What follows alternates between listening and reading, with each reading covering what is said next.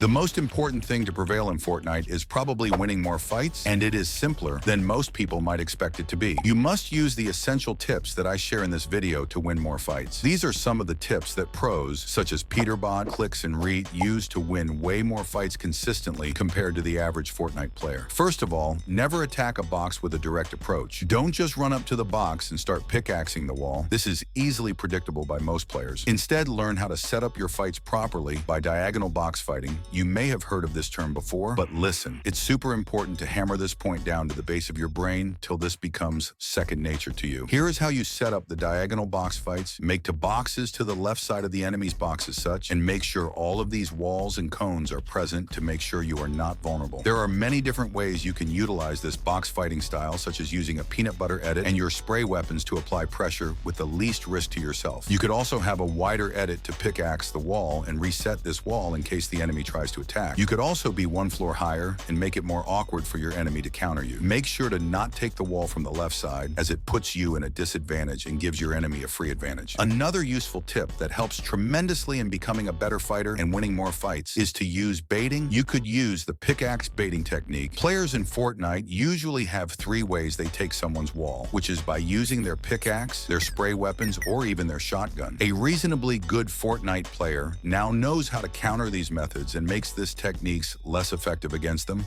So pickaxe baiting is when you swing your pickaxe but remove your shotgun or blueprint halfway through the swing to counterattack the enemy's counterattack. If the enemy doesn't have a cone or stair in their box, then you could bait swing and build a stair in his face. Sometimes you don't even need to swing your pickaxe. Sometimes just removing your pickaxe is a viable enough option to get a reaction from the enemy that you could take advantage of. This is something Peterbot does a lot to get free damage. Make sure you don't use these baits directly and use the diagonal box fighting technique. Another good bait is opening an edit and resetting it right away. Some aiming mistakes people make in fights is, first of all, holding their mouse or controller too tightly, which causes faster, more strain on your muscles, reducing your efficient in the mid to longer term fights. Basically, a lighter grip will make you last longer.